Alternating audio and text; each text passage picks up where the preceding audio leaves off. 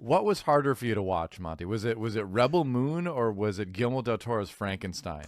Ooh, I actually think they're very similar in quality. Wow. Okay, that's a bold statement. And then the theme song goes da da da da da da. Da. We're not doing that movie. We're not even doing that movie.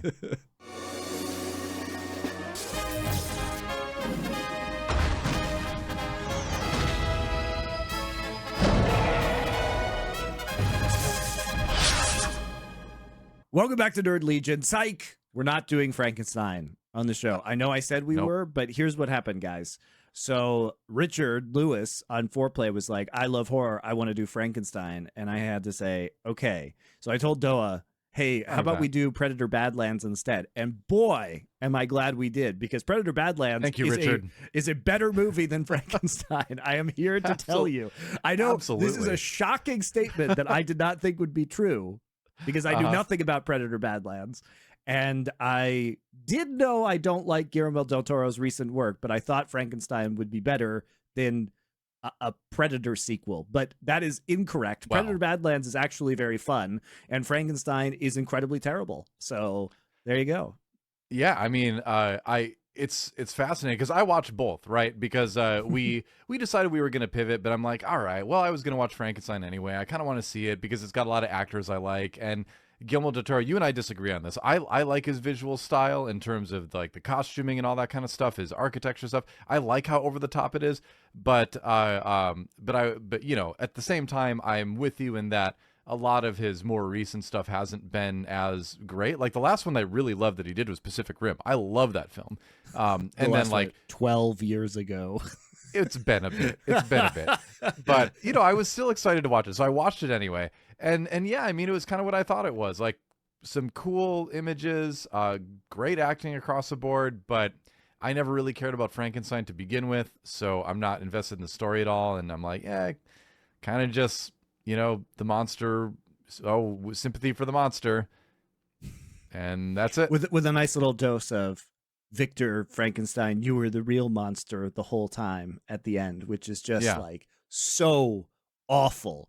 But then they forgive each other. I forgive you, son. It's so bad, guy. It's like painful. It's painfully bad. Lars Mikkelsen is just watching all this, being like, I have to go play Thrawn after this. And he's also like the sea captain from The Simpsons. He is doing that cosplay, isn't he? But he's great. I mean, all the acting is great. Like, don't get me wrong. I love all of these actors, and I love them in this. I do. There were so many things that kind of made me go, huh? With the movie, one of them was at the end where he's like, no, let the monster go. And I was like, didn't the monster just like kill a bunch of your crew? They can't stop him anyway, so you might as well just let him go. Still, I mean, he positions it as in like, the monster has a sensitive soul. let him go forth. Yeah, exactly. Which is ridiculous because, of course, the real reason is, hey guys, no more of you need to die. He's just gonna leave now. Okay, so yeah, you know, you should have positioned it like that. It was a bit odd, but I mean, everything in that movie was a bit odd. But some sick coffin design, right? Also, why do we even have sympathy for the monster when all he does is actually murder people? Just gonna put that out there. Well, because he doesn't want to well, he kind of wants to murder some people. He definitely does want to murder some people. He doesn't know his own strength. But he does, because he learns it repeatedly. At the beginning, and then he knows it, and then he murders people. Yeah, that's right. I don't know. I didn't. So it turns out that the real monster was actually the monster. Right? I'm just going to put this out there. Victor Frankenstein did nothing wrong. He was just trying to scientifically solve death. He didn't know that was going to happen, and then when it did happen, he tried to stop it. Well, in the end, the monster is all of us. The monster is inside all of us, and it's right behind you. Anyway, movie's bad. I also have a special hatred for Gothic literature, which this is Guillermo del Toro loves. I hated his movie Crimson Peak because, again, it's based off of Gothic literature, which is just shit books from the late 1700s. Here's the thing, though. I can't wait till I go to Barnes and Noble to the Victorian section next time, and that's the description they have like taped to It's not Victorian. Whatever. Victorian. Gothic. It's I go to the Barnes and Noble, and under the Gothic section, it has that as the quote taped to the shelf. Well, you know what's sure funny, though, is that even people at the time knew it was garbage because they actually wrote parodies that were very popular of the popular Gothic novels at the time, because it was such like overwrought melodrama that it was so easy to parody. At one point in time in the late Gothic literary era, there were actually more parodies of Gothic literature than real Gothic literature. So people knew it was bad at the time. Is Gothic literature, was that like the anime of its time? Where no, it's considerably people worse just got than way anime. too into it. Yes. Well, it was just pulp garbage, man. It was like they discovered in this time period that they could make basically really ridiculously violent and profane soap operas with like In the Monk, which is Matthew Lewis's giant turd of a book. It's about like a monk who gets corrupted and incest babies, and he signs his soul over to the devil. And I think people realized post Milton that there weren't really any like guardrails anymore, so you could just write the most like scandalous like schlock ever. So it was basically just outrage porn is what it was. Sure. It's really bad. It's like outrage porn combined with soap opera melodrama. It's complete trash. If you read one of these books, you would want to die. I want to write a book now. I want to write a Gothic horror book, but it's about somebody who stitches together a creature made from the body parts of all of the Gothic horror novelists, and it just gets sent after you. And that's the book. But all it wants to do, it just wants you to be one of its beta readers, and it just wants you to like look at its latest manuscript. Anyway, sounds like a great book to me. I agree. That sounds hilarious. But I just hate this period of literature, and Guillermo del Toro loves it for reasons that I don't understand, and it's bad, and he makes bad movies based on it, off of it. So we talked about a lot of this before we started recording. And one thing I said that you seem to be on board with was, I say let Guillermo del Toro make something in the Warhammer 40,000 universe. Yes, because I agree with that. He is good at doing these over-the-top designs for if things. If you want ridiculous, overwrought Gothic garbage, Guillermo del Toro is your guy, which does work in Warhammer 40K. And by the way, I don't hate Gothic design, or in fact, these Gothic novels inspired a lot of fiction that I think is quite good later on. Because once people realized what we can do with like spooky castles and like supernatural creatures, like I don't hate Bram Stoker's Dracula, for example. Like that book's way better, but it also came half the century later than these books, maybe up to a full century on some of these books. So there's a lot of influence that these books had, but people later realized how to take the cool parts out of them and leave all the like lascivious garbage that was so over the top. Right. I mean, with Del Toro doing 40K though too, there's also the fact that he can never out crazy what's already in the 40K universe. Exactly. Because nobody can out crazy that. So he'd be a perfect fit. But yeah, I mean, and to your point too, I think a lot of that stuff had a big inspiration on a lot of what eventually became like modern fantasy too. Sure. You know? So there is some worth in some of that, but the movie, it's I would say, I'm not going to say skip it, because if you like these actors, you're going to like watching the performances. The acting is very good. Yeah, so I can't say skip it, and I think visually there are some cool scenes in it and stuff, but yeah, I mean, story wise, it's Frankenstein. Like, you know what you're getting into when you're watching a Frankenstein movie. Like, the themes are kind of the same in every single one of them. So, until they start making movies of the monster cereals, like Count Chocula, Frankenberry. Until they start doing that, it's all going to be about the same. That's the only way I see them deviating from the norm with this, because you can't do the stuff they do in this one because it's a kid's cereal, so they're probably going to make it a kid's movie. There you go. That's my take. Anyway, Predator Badlands. All right, let's talk about Predator Badlands, because this one really came out of left field for me, and now I'm very interested in seeing Prey and Predator Killer of Killers, which I have not seen. Yeah, I saw that years ago. Yeah. So Dan Trachtenberg, who is the guy who has made all of these films, I believe Prey and Killer of Killers were both direct to streaming films. Correct. Yeah.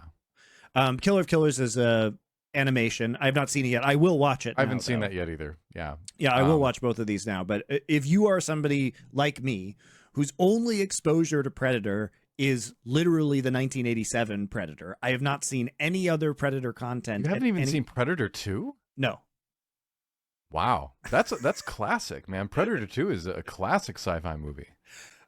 Maybe I have, but it was a really long time ago. Right. I don't remember it, that's for sure. 1 and 2 are good. My thought on it was 1 and 2 are good. I watched those growing up. And then everything after that involved Predator was just kind of bad before Prey came along. Like all the Alien versus Predator stuff is just not good. There were a couple good like video games that had Predator in it, but like movie wise, yeah, nothing really to write home about until Prey. And Prey was solid. Prey was like a unique take on the whole Predator sort of story coming to Earth and fighting humans, right? And then I've heard Killer of Killers was good, but then Badlands is the best, I think, of any Predator thing in the last, well, since Predator 2, honestly. I think it's the best thing since Predator 2 to have Predator in it. Yeah, and you guys may be surprised by this. I was surprised by it. I mean, I went in with no expectations. I knew actually nothing about this movie. I didn't know that Prey or Killer of Killers existed. I didn't know that Elle Fanning is in this movie, and I really like Elle Fanning. So when I saw her pop up, I was like, oh, shit. Like, I'm really excited now when I was watching this movie. But it's not earth-shatteringly great cinema, but what it is actually a really fun popcorn flick that takes it's very much cut from the same cloth as the original Predator or action films from the 80s and 90s, in that it is not overstuffed. It has a very solid, understandable, relatable story that doesn't try and do stupid twists, that doesn't pack in too much garbage. It's very well-paced and focused around this singular plot point and this singular conflict. And it's really fun. Yeah, it just is like, It's really simple and it's really entertaining and it's fun to see in a theater because the sound effects and the visual effects are all really well done. And so if you want just an afternoon to go have a good time, like, this is a great film for it. And I will say, hilariously, that makes it better than like almost every superhero movie that's come out in the last 10 years. Yeah, I mean, talk about bloated, man. Yeah, superhero films these days. But like, I will say, I would suggest trying to avoid seeing it in 3D, which is something I would suggest with every movie ever made. But I hadn't seen a movie in 3D in a long time because I generally dislike them. But the only time I could get into the theater and see this before I recorded it was a 3D showing. I'm like, oh, okay, fine. Let's see if it's gotten any better. And it hasn't. I kept taking my 3D glasses off every scene to like see what the actual lighting of the scene was supposed to be. Because again, 3D glasses just makes everything so dark and murky and flat. It just ruins it for me. And the 3D effect, like you kind of stop seeing it after a little while when you're watching it. So it's not even really worth it. So I just stop making movies in 3D. Like, we don't need to have movies in 3D. It's like, it's a gimmick that kind of works, but it really doesn't, because it makes the colors of the film so much worse that the effect is not worth it at all. Yeah. The only movie I've ever seen where I enjoyed the 3D and I felt like it did add to it was the original Avatar. I agree with that. And I don't know what they did color-wise with that, but there it didn't seem like it lost as much. But everything else, 3D has seemed like a bad gimmick that made it worse. So unfortunately, I saw it in 3D, but that only hurt my enjoyment of the film a little bit, and it's not reflective upon the film itself. I will just say that, don't see it in 3D. Yeah, and I think this goes to show, like, neither of us are huge Predator fans in particular. So if we're saying, like, this is a pretty good movie, if you're a Predator fan, you're just going to love this. Like, if you are into the Alien and Predator universes, and, obviously we've reviewed Alien Romulus, we've reviewed Alien Earth. I'm a big fan of Alien kind of conceptually, even if most of the garbage, the movies past Alien and Aliens were garbage. This actually does place itself very squarely in that universe, but it does so in a way that doesn't allow a bunch of the alien stuff to bleed over. And very critically, this happens in the far future, so it's actually after Alien Resurrection, so it's like a really long time away from any of the aliens. So it's not like polluted by it. Really, the only crossover is that Weyland-Yutani, the corporation from Alien and Aliens, has sent a bunch of androids to a very dangerous synths. Yes, androids to a very dangerous planet to harvest deadly local creatures for bioweapons research, which is exactly the premise of the first Alien. Yeah, which is like, it's the premise of the first Alien, and the aliens, this, basically what they do in all the films, right? You'd think they would stop after a while, because has it ever worked out well for them in any TV show or movie? Hundreds of years later, what if we got some more deadly creatures? Yeah, millions of people dead. We've got nothing to show for it. Like all of our money still comes from Earth stuff. What should we do? Like, let's go try to find some more really dangerous xenomorphs and bring them back. Yeah, that's worked great before. But when are they going to learn? I don't know. But, that's right. Maybe they just forgot. But also, like, if you like this, one other thing that I'll just say right off the bat is we were very complimentary of the animated series Scavenger's Reign, which is a sci-fi show that really flew under the radar. And this, you cannot, if you've seen Scavenger's Reign, you cannot walk into Predator Badlands and not immediately think about Scavenger's Reign. So conversely, if you watched Predator Badlands and you're like, wow, I love this, really the concept of the really alien world where everything could possibly be deadly. Yeah. Or maybe it looks deadly, but it's totally benign. And you like, the alien ecology being really, really out there and foreign, you will love Scavenger's Reign. So if you like this, Scavenger's Reign is even better than this. Yeah. So yeah, this movie is just does such a great job with everything it sets out to do. And I think you made a great point when you said it doesn't try to do too much. It's got a very clear premise, sticks to it, and it spends a lot of its budget in the world building, in a good way, right? Where the characters actually interact with this stuff, or it's very prominent in the background, and we get to see it a lot. This movie, to me, it falls into the same category as like the latest Dungeons and Dragons film, where you would never walk into it thinking you were going to be like, that was a great movie, but then it is. And then you think to yourself, well, why was that a great movie? And the reason ends up being is that they just stuck to the basics. They just told a simple, very tight story that was well acted, good visuals, good pacing, and that was it. Like, there's nothing revolutionary, but that almost makes it revolutionary these days, where everyone's so afraid to follow a formula or, do something like that. Everyone's trying to subvert expectations or do the new thing. Like, you'll find that some of the greatest movies still just stick to something basic and just execute it really, really well, right? And this movie does exactly that. Yeah. And the premise, for you guys who may be curious, obviously I'm going to include spoilers here, but it takes place on Yautja, which is the predator home world of the Yautja, which are the predators, which apparently is a term that was used in comics. Yautja Prime. Yeah, but yeah, it dates back a while, yeah. But it wasn't used in films prior to this. And they also created this language for Killer of Killers and then used the predator language. So it's the language was created by the same guy who did the Na'vi language in Avatar. Oh, cool. All right. Yeah, so it's very thorough. It sounds great. Fun fact, I was reading up on this. When they made the language, they tried to think about the predator physiology, and so they cut out sounds like ma and fa that you can't make if you don't have lips. Right. So they cut out, sounds you need with lips and made it more guttural.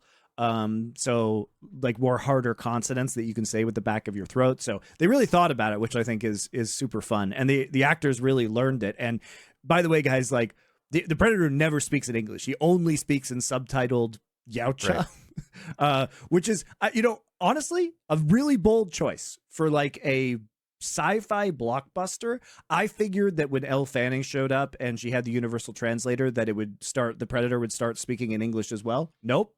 She just speaks in English and he speaks in Yautja, and that's how they talk to each other and deal with it. I think it's great too. It's great because then the subtitles were so easy to read in this movie, in that because subtitles are necessary for anyone viewing it, the way they worked the dialogue into the action in the scenes made sure that if you had to read something, it was never going to take away from a bit of action on the screen too. So their use of making sure that, because you have to have subtitles, that everything flowed very nicely was really cool. And you could tell there was a lot of attention paid to that, just the pacing of the subtitles themselves, which is something I'd never thought about in a movie. But as I was watching it, I was like, wow, this is great, because I have to read all this, but it doesn't take away from anything on the screen. I don't feel like I'm missing anything having to read this. So, yeah, they did a great job there too. They also did a really good job of when Elle Fanning is responding to Deck, who is the name of the Bane Predator, she often repeats part of the things that he just said. Right. So if you miss the subtitle, you still understand the context of the conversation. So it was very well written in that regard, I think. I agree. Right. So plot wise, we can break down the basic plot here. Spoilers, okay? So Deck is basically a runt of a predator. He is smaller than everyone else. He's not as good of a fighter at the beginning of the movie, as we're told. His father has his brother wants his brother to kill him. They fight. His brother can't do it. His father kills his brother, but in the process of the whole battle, Deck is sent off to this super dangerous alien world to claim a unclaimable trophy that that if he can do it, he'll be part of the clan. Right? So basically, the predators the Yautja have been trying to kill this creature called the Kalisk, and the Kalisk nobody's killed it, but it's like the most dangerous game, right? And so he flies off to Genna, the planet where the Kalisk is, so that he can prove he's not the runt, right? And he'll be the strong predator. Continue. Sure. So yeah, he gets there and things obviously go poorly. Crash lands. He loses everything basically, but he stumbles very quickly across the top half of a synth played by Elle Fanning, who then volunteers because she knows the planet, because she's been part of this Weyland-Yutani group that's been studying and collecting these creatures. She can help him navigate it safely if he brings her along to help her on her mission, which isn't entirely clear to begin with, but we find out very soon, what that is. But so he has her top half strapped to his back, which I found out, which makes perfect sense. But I found out when I was talking to people about this, that it was inspired by the scene in Empire Strikes Back where Chewie has C-3PO on his back, and the initial idea for this movie was, what if that was the movie? What if we were just following Chewie around with C-3PO on his back and watching them interact and go through some sort of adventure? And then, of course, it grew from there. But I love that was the basic premise for what kind of caused all this to happen. So they have a big adventure. We found out that, Weyland-Yutani is after the very creature that Deck is out to kill. They want to capture it and take it home. Elle Fanning's synth has conflicting loyalties. She's been given emotion, we're told, and feelings as a synth, so that she can better empathize with the local wildlife and understand the animals better, because they found apparently over all these trials with synths that there needs to be some sort of emotional attachment to truly understand animals, I guess, which makes sense when you think about it. I don't mind that. But then, of course, they run to conflict with the Weyland-Yutani crew, and there's a big showdown, blah, blah, blah. And he achieves victory in the end. We won't say why just yet, but that's the basic premise. So he's trying to hunt this thing, and that gets embroiled in this bigger stuff. But throughout there is just so many great little twists and touches to things that just make it special. The one that I want to bring up first, because it makes sense, is that he doesn't want to bring along Elle Fanning's Taylor? What's the Tia. one? Thea is the first one. So there's two Right. Elle Fannings. There's Tessa, the evil Elle Fanning, and Thea, the helpful Elle Fanning. Right. So he doesn't want to bring her along because he's like, Yautja have no friends and we don't need anyone else. I'm a super hunter by myself. And she's like, well, you use tools, don't you? Well, I can just be another one of your tools, right? And so he just calls her tool for the first half of the movie. Which is really funny.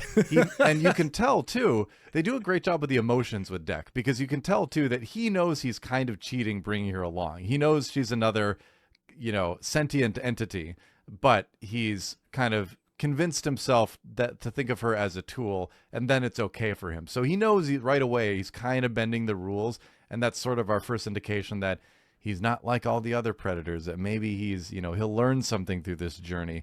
But that I love that in the beginning is that they have that relationship where he just calls her tool for a while.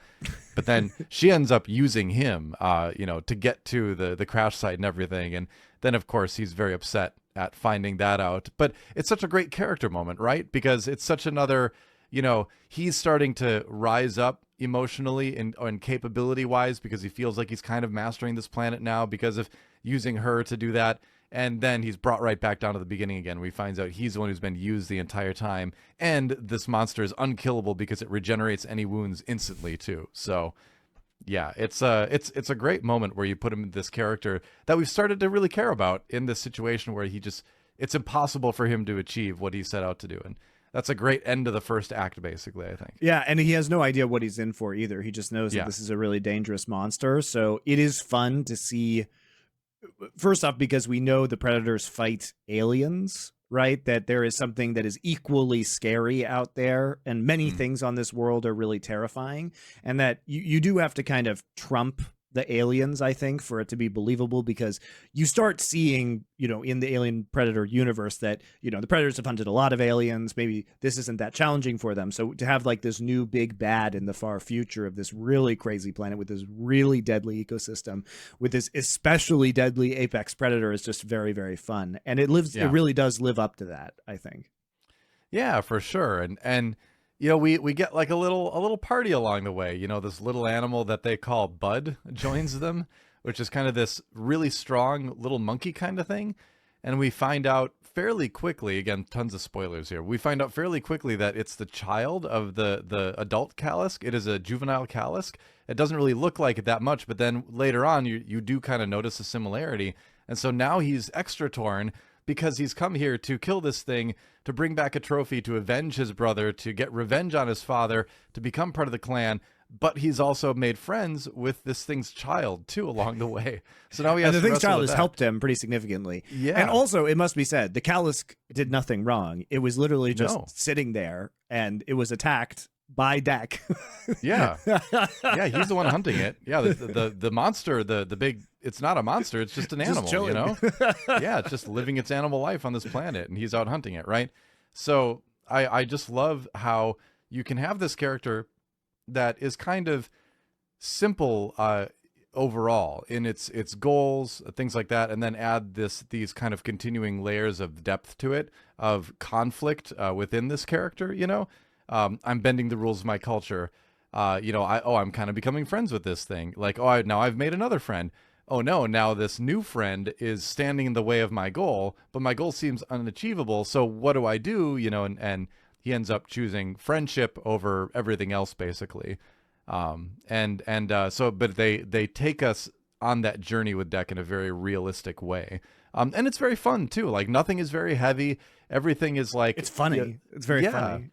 And I think the emotional side of it hits better because, it is lighter, and because we do care about Deck, and we do sort of see how he, is kind of, he's very much a part of his culture, but he's also beginning to recognize maybe some of the flaws in it too, and wondering where his place is in all of that, because like, where else does he go, kind of thing. So it's such a unique look at that movie monster, right? Because the Predator was originally just a movie monster in a sci-fi film, right?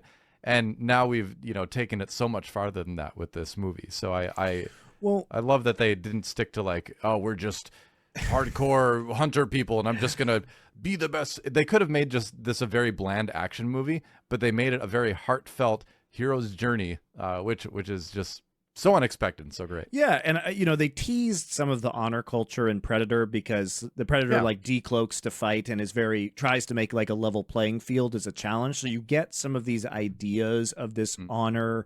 What's fun about Predator is they are like space big game hunters, right? And that's like, it's such a cool concept, honestly. It's such a super cool concept. But they never really fleshed out the culture. They never had one as a protagonist before this. So I think what's really fun about this movie is that you don't feel it's stepping on anything that happened earlier.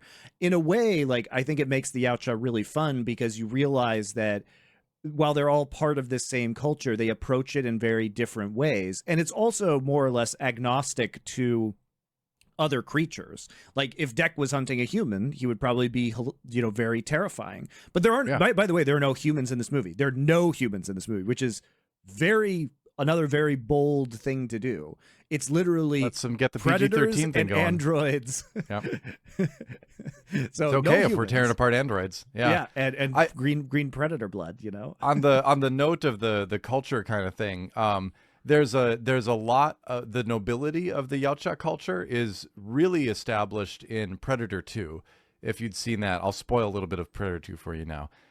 There's a scene where, because Predator 2 happens in Los Angeles in the 90s, and so the Predator is like hunting gang members and things like that, but it won't fight anyone that doesn't have a weapon.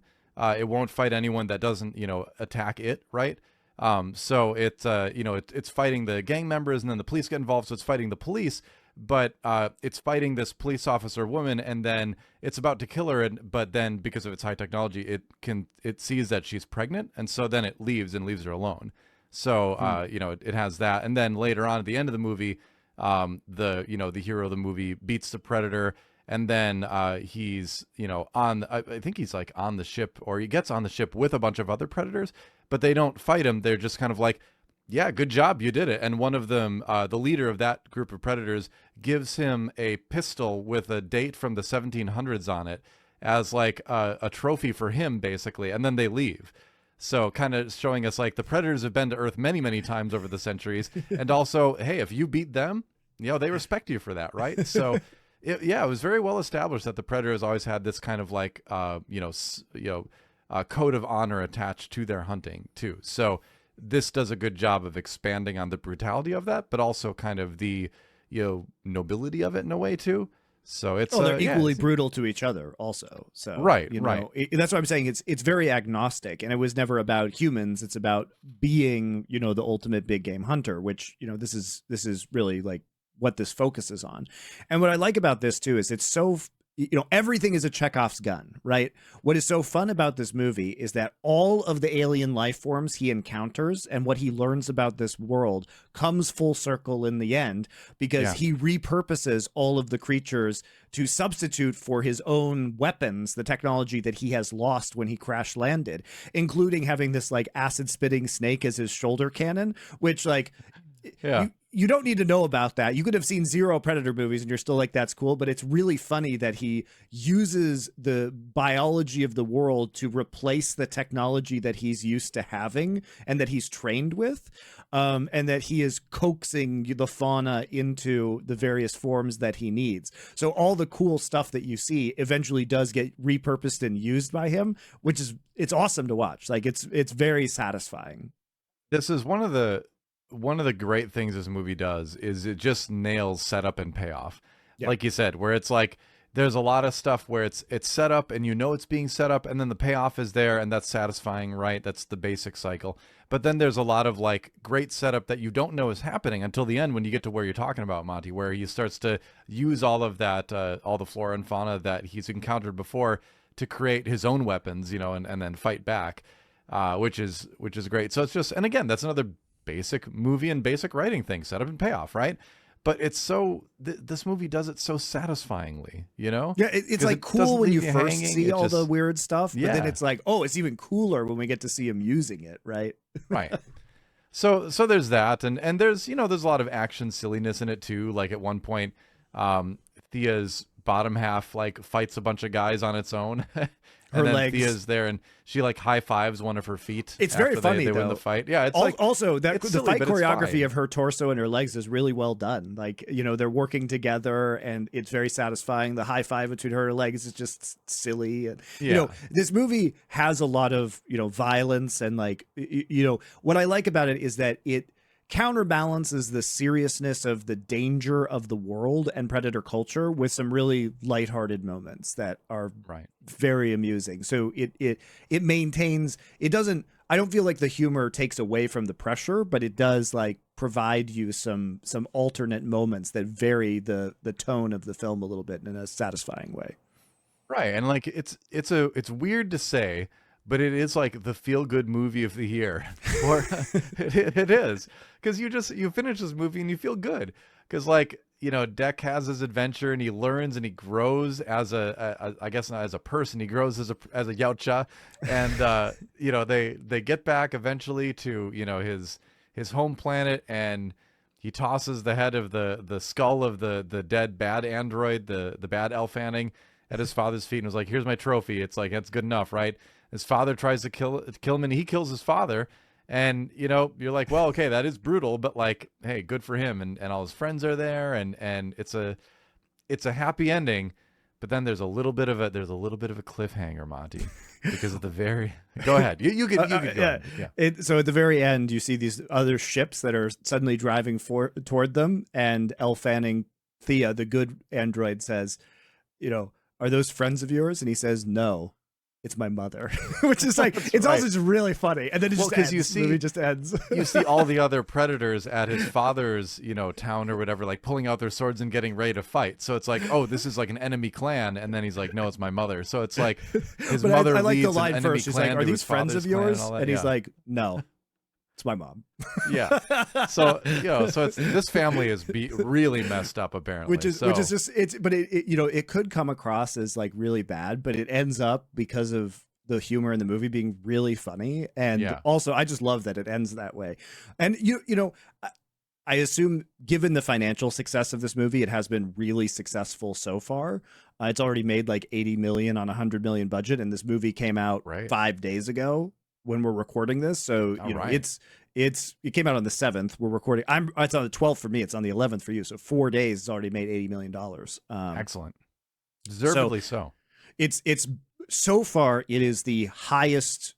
It's made more money more quickly than any other Predator movie ever released. So I really think this has been successful because people have word of mouth, honestly, and like the hype around it. Because I don't think Predator is a particularly prestigious franchise at this point in time. So, well, it's like if you I kind of grew up with it, and me too, I really love the Predator versus Alien toy line that Kenner had. I had a ton of those, so I was a big fan of the toys, and I always really loved the visual look of the xenomorphs and the predators and all that. But would you have gone to see this in the theater if I didn't message you and be like, "We're not doing Frankenstein, let's do Predator Badlands"? Yeah, I was thinking about seeing it. Yeah, because it looked different. I would not have. Like I said, I was not interested in any of the other Alien Predator stuff that's come out since Predator 2. I saw Alien 3, didn't like it. Aliens 4, Alien Resurrection was it called? And I was like, oh, that was the first moment. That was one of my early moments in my life where I was like, oh man, maybe they shouldn't make sequels of things. That was one of the first times I had that thought in my life when I watched Alien Resurrection. And then all the AVP stuff, I'm like, this is just like a lame cash grab. This is Freddy versus Jason, but it's like taking these things that I like and just making them fight each other. That's lame. This is WWE, like no shade at WWE, but it's like, it's just about the fight. And I want it to be more than that because these characters are more interesting than that. So I didn't have any interest in seeing any of that until Prey came out. And I was like, oh, this is a really interesting take on it, that you'd have a predator visiting like frontier era America, right? The American West and all that. That's very interesting. It's a cool, set piece. And then I watched it. And it was a solid movie. It wasn't the greatest action film, but it was fun. It was good. And I think it was really true to the spirit of the first two Predator films, right? Where it has predators coming, predator is scary. How do we fight it? There's a human conflict going on among this, and then we have our hero or heroine in the case of Prey that has to contend with the human conflict, but also find a way to fight this alien force, right? Which is cool. And it feels like a contest, right?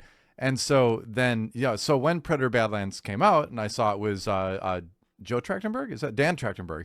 And I'm like, oh, it's the same guy from Prey. I definitely want to see this. And I saw the trailer, and I'm like, it's just all Predator. There's no humans at all, really. I'm like, that's great, So I was absolutely down to see this either way. Yeah, but the thing is, like, Prey was a direct. You saw Prey, and maybe a lot of other people did too. But because it was released during the pandemic, it was just straight to streaming. So enough it didn't people have saw the big Prey fanfare. that he got to make this basically. Yep.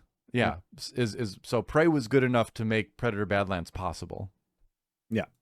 So, we can also talk about the visual design, because this is one of those movies where you can tell it's just been really well thought out and storyboarded, and also has a lot of practical effects, because it looks amazing.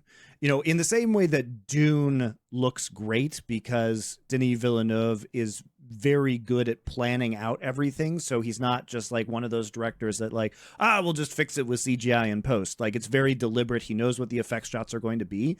This film just looks great. And they did as much of it practically as they could. So to DoA's point about the Chewie C-3PO scene, they actually, the actor who plays Dek, the main predator, is a guy who's pretty unknown named Demetrius Schuster Koloa Matangi. So he's Pacific Islander. He's a guy from New Zealand. And they literally strapped Elle Fanning to his back and made him walk around the New Zealand mountains and like climb mountains and stuff.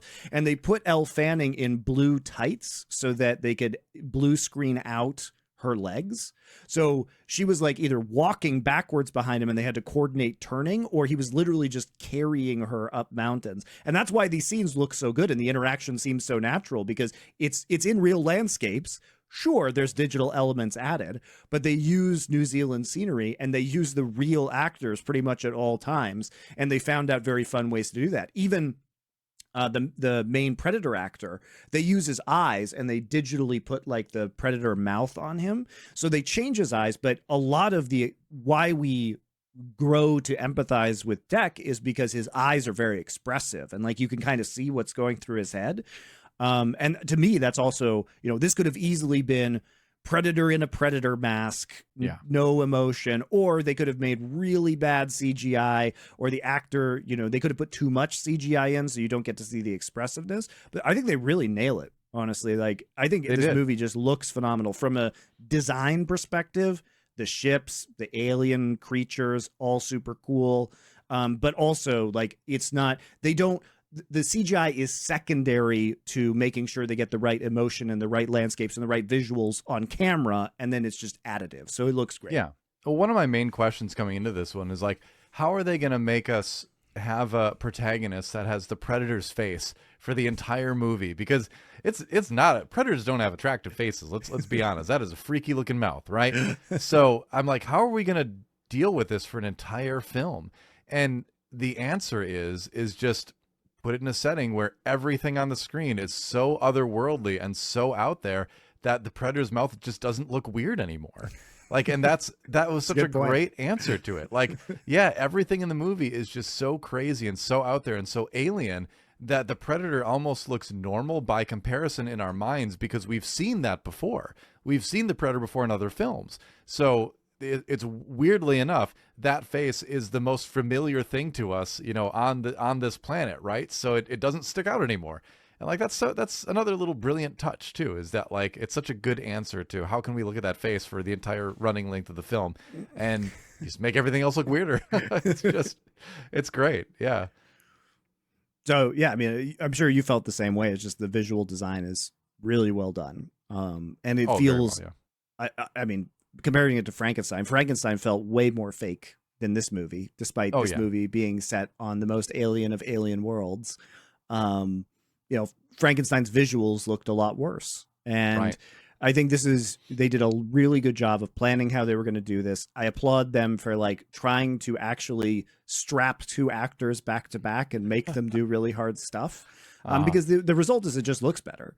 And I think I was watching an interview with Elle Fanning where she was saying that, this helps because she wasn't like acting against a tennis ball. You know what I mean? And so the actors prefer, even though it's hard and it's annoying and uncomfortable, the actors, I think many actors would really prefer doing things this way as well.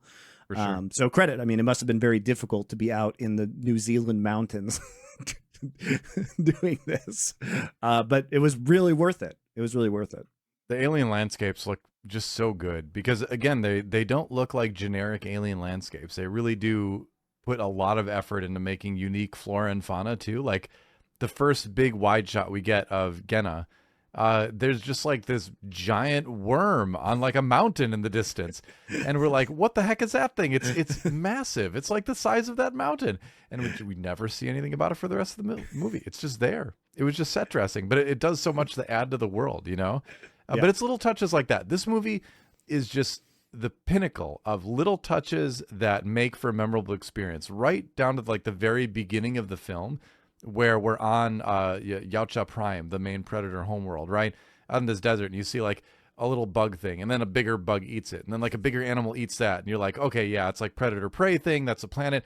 And then, Deck just like drives by on his like hover bike and just obliterates this animal. It's a roadkill. And I'm like, what a fantastic way of showing that the predators must leave their planet to find worthy prey because they have just so utterly dominated everything on their homeworld that nothing is even a challenge anymore. It's not like everything built up, and then the predator sticks something with a spear. It's like, no, the predator is so far, the Yautja are so far above every other form of life on this planet that is the basis of their culture, that they need to leave their planet and find harder stuff to fight.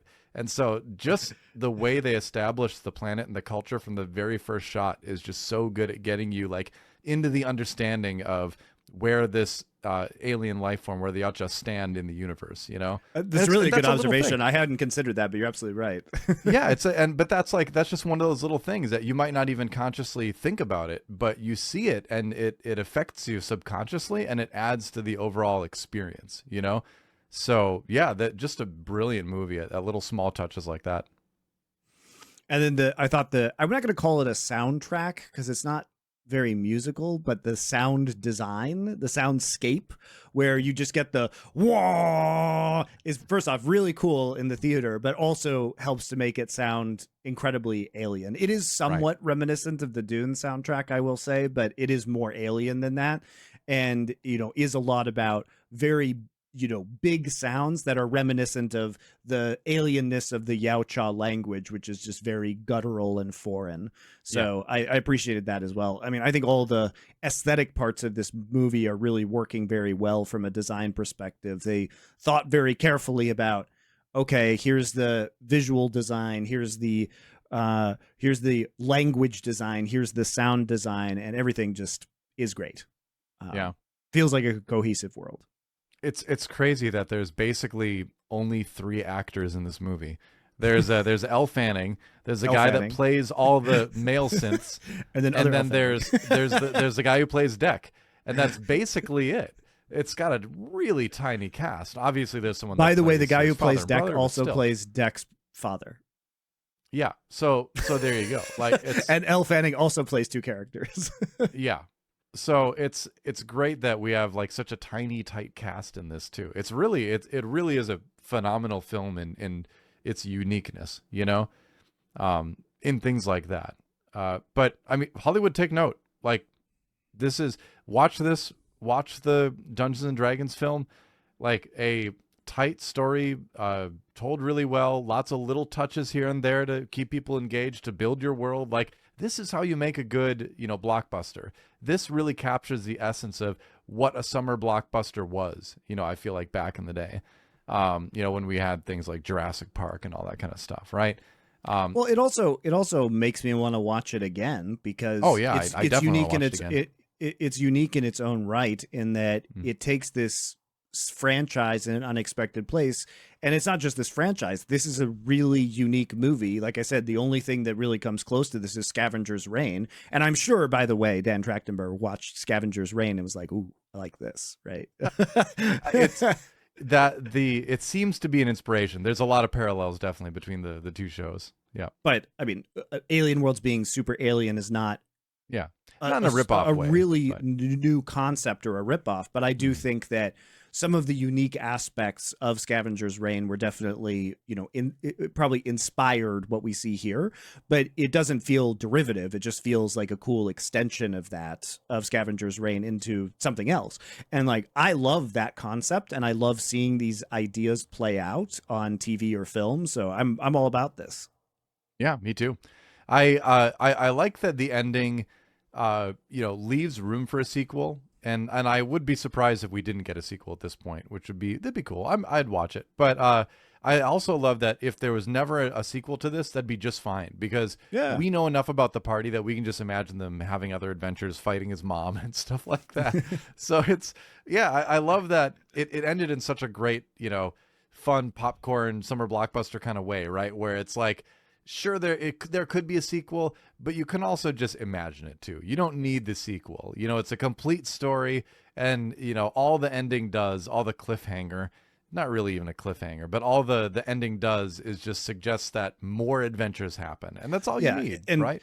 I was reading some interviews with Dan Trachtenberg, and what he was saying was that these movies are similar to the pre-Avengers Marvel movies in that when he makes a film, he makes a good movie that is complete in and of itself. He might leave some threads at the end, but it's not with a design to tie them all together into some Predator universe.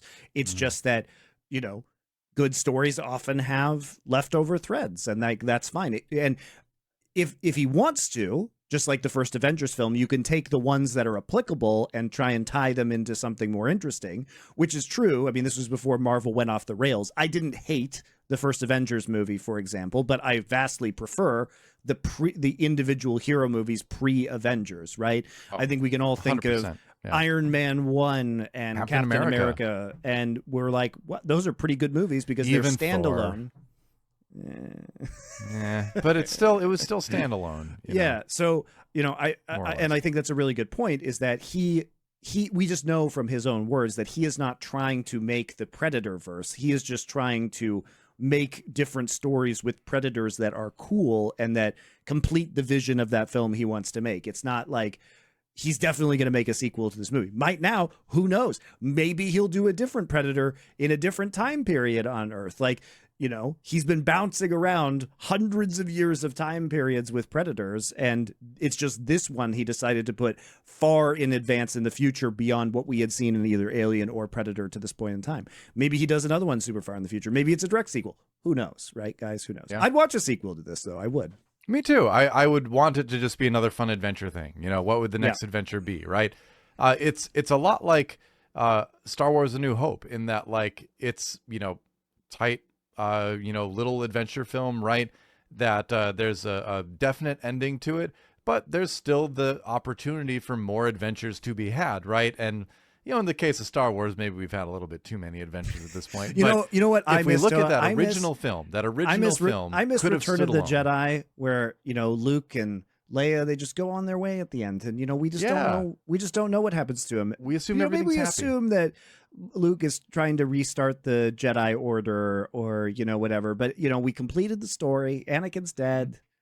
Darth Vader's gone. The Empire's destroyed. And why can't we just have the rest left to our imagination? No, we must have garbage sequels instead. Well, what's much worse than having garbage sequels is having garbage sequels that ruin the original characters. And by ruin them, I mean that they make their lives sad. Because now at the end of Return of the Jedi, it's like, oh, what happened? I bet they lived happily ever after. No, they were all depressed and then died. Like, it just, nobody, why do you do this to our childhood heroes? Indiana Jones was actually just a washed up alcoholic, right? Like we wanted him to be. What if Willow was a bad sorcerer after all? Like, well, no, we like Willow. We like Luke and Leia and Han. We want them to be happy. Sure, adventure and conflict is fun, but at some point you want your heroes to have a happy ending. Do you know what the connecting tissue between all of these things is, DoA?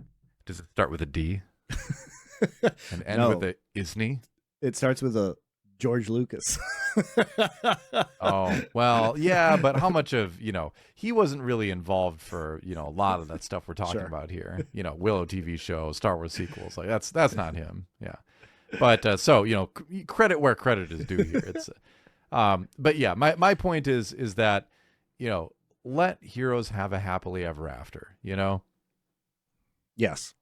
Or if you bring them back, please don't just alone. like make them sad alcoholics. Like nobody wanted washed up old alcoholic Indiana Jones. Nobody wanted that. Yeah, or like sad hermit Luke Skywalker. Like nobody wanted that, Like what's wrong with having Luke just have become a cool, wise old Jedi? Which, like, by the way, he did in the books. That happened before with the whole Luke Skywalker Mara Jade storyline was actually super cool, but they decided to not do that for reasons. What's wrong with Han Solo settling down and turning a new leaf and becoming a more respectable guy, trying to help make this New Republic thing work? Like, what's wrong with that? Why does he have to, like, it's the whole point was that he learned his lesson. The whole point was that he learned his lesson and he changed as a person. I know, right? Yep. Way to invalidate everything the character went through in the first, 3. Really, the villain is Harrison Ford for agreeing to continue to be in these movies. If you think about it, if he just said no, we wouldn't have any of these problems. I don't know. I like watching Harrison Ford act, though. So, well, he's dead in Star Wars now. So, there you go. Anyway. Predator Badlands is great. You should definitely go see it. What more needs to be said? It's a rare treat when we get to be positive for an hour on the show. I love it, And I don't think anybody. Maybe if you were paying attention to Prey or Predator Killer of Killers, you would have been like, I want to watch this movie. But I imagine for most of you guys, you like me, looked at this movie and were like, what the fuck? A Predator movie in 2025? I'm not going to go watch this. I think it's worth seeing in the theater. Yeah. It's not going to change your life, but you will have a good time.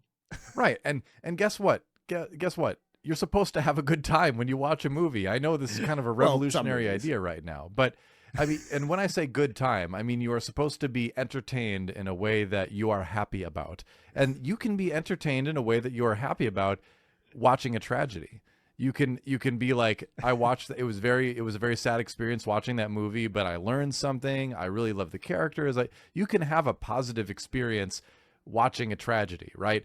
So it's not that every movie needs to make you feel happy. It just needs to make you feel entertained and fulfilled, right? So, you know, I don't know where I'm going with that. But anyway, Predator Badlands is a good movie.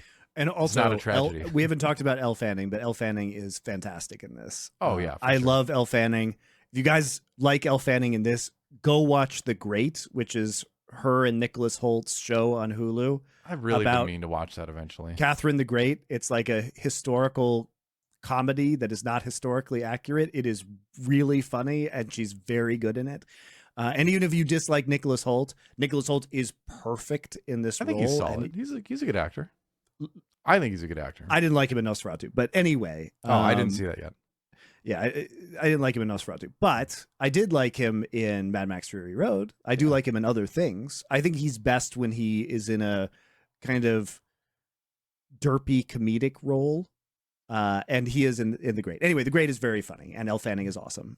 So I would recommend that. She's really talented, and I'm excited to see more of her career. Yeah, absolutely. Movie has a great poster, by the way, too. I don't think I've ever said that about a movie on this show before, but it's got I'm gonna link it to you. It's another one I'm talking about. I'm looking at it. Oh yeah, but it looks like it's like a classic fantasy action movie poster, right? You have the bad guy looming up above. You've got all the little characters in their side, views. It looks like a Star Wars poster, like a classic Star Wars poster with Predator. It's so great. I'm so happy that we got a cool. It also says fun first hunt, movie. last chance on it. That's which is great tagline. It's a great tagline. That's such a great tagline. Man, really everything about this movie is great. I don't have a single negative thing to say about Predator Badlands. It's great. Go see it. It's exactly what it aspires to be, and no more, no less. So it's great. It's a fun ride. Yeah, it's no Ator, the Blade Master, but it's good. It's a good movie. Yeah. All right, guys. Well, that'll do it for this week. We'll see you next time.